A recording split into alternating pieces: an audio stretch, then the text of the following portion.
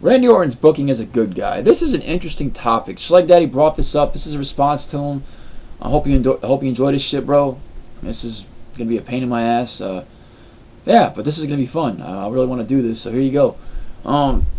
People, hear me out real quick because I'm not a Randy Orton fan. A lot of you already know that. If you're watching this vid, you probably subscribe to me. So thank you.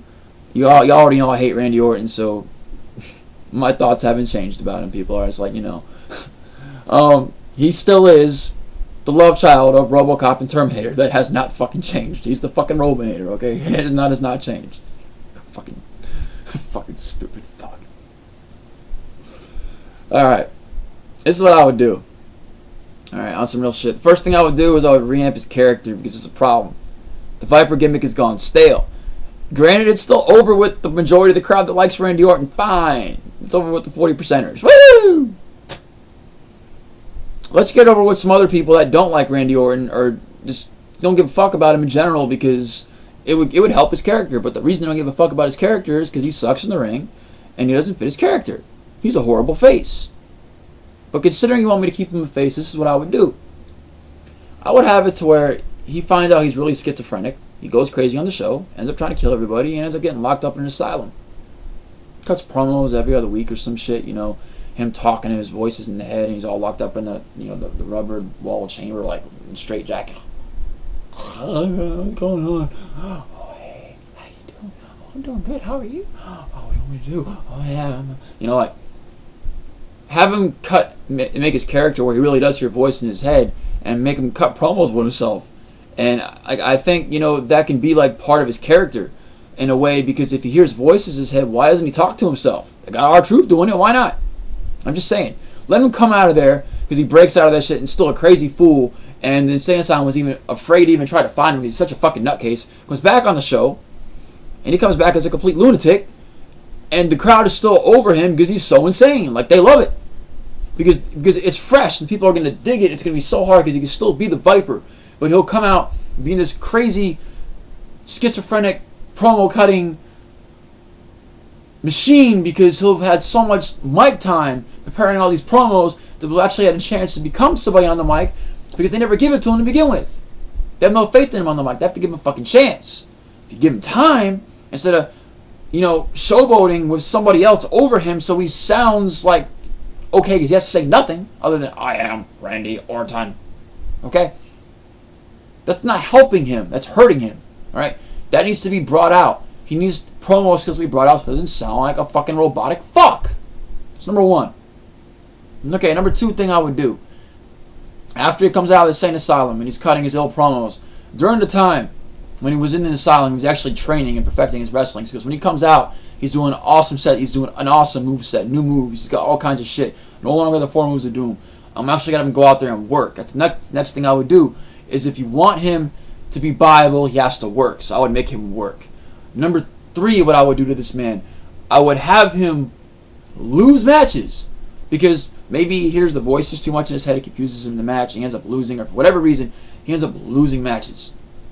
He goes and lets other people over his heels so they look good, so they can cement themselves as being main eventers. So they can go up, all right, and they can try to face whoever the top face champion is at that time, which is not going to be Christian, because Christian's a heel right now. I like Christian as a heel, so Christian would stay heel. What I would do is I would have somebody like a Wade Barrett, all right, or I would have somebody like a Sheamus come up in this case, especially Sheamus right now, to have him go up and face Christian, because that would cement him as being a face, all right. He would go up. He's already getting in cheers. Really spin because he's facing off against another heel. The crowd's going to be behind him even more. He goes over. He's cemented as a face. He's cemented as a face champion who went over cleanly. That puts him over because Christian is over. He's over with the WWE. So that means he's going to be over with the WWE. Sheamus will be over with the WWE, okay? Once again, because of Randy Orton putting Christian over and Christian remaining, that allowed for a Randy Orton to face somebody else and put them over as a heel, like say a Cody Rhodes and have a Sheamus go over Christian and become a face champion. Now, I say Cody Rhodes over Randy Orton, like, you know, in that sense, because Cody Rhodes, I think he's going to be the next WWE champion as well in the future. He'll be really close. He's really close to it.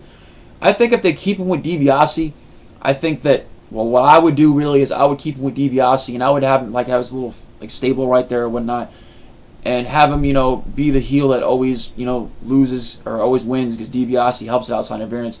Cody Rhodes can never win cleanly. And eventually he goes over and beats Sheamus for the WWE Championship or something of that nature. I'm just saying. Whoever Randy Orton loses to legitimately is going to look good.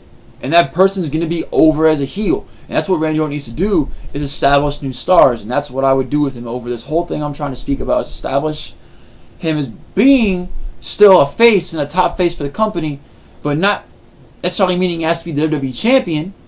Okay, he can have it back in the future, but he doesn't have to be WWE Champion all the time. All right, and he's establishing other heels for the company, so the company has a future. Because eventually, some of these top heels eventually will turn face in the future. Eventually, the fans will turn them. That'll eventually happen. Look what's happened to Sheamus. WWE's trying for the push, and the crowd is reacting because you can kind of tell they do want to cheer for Sheamus. So, I personally think it's too short of a time for Sheamus to become face right now. I don't think he generates enough heat right now. I think they need to keep him heel more. I think he needs to have a really viable title run as a heel before he becomes a face champion. I don't know. He's still missing something, but I would, at the point where WWE is booking now, and if I took over, that's exactly what I would do. I would have Sheamus, instead of staying heel at this point because they're already pushing him as a face, I would just continue that push, and instead eventually go over. One of the reasons that he would go over is he got a chance because Randy Orton finally stepped down. Randy Orton has the ability, in terms of power in the back and everything, to really help other guys. And that's what he needs to do, and that's what I would have him do. I would give him the crazy character, you know, so he could do this and do that. And he could still win matches, but in the end of 75% of the feuds, except the only people he would win against are people that are not ready to go over, he would lose 75% of the time. And I know that might be a little bit harsh, but he's won so much. Why not? It's fair. I'd still give him his credit where his credit's due. You know, I'd still let him win every once in a while. But in the end of it all, at the end of these feuds, 75% of the time, Randy Orton has to lose.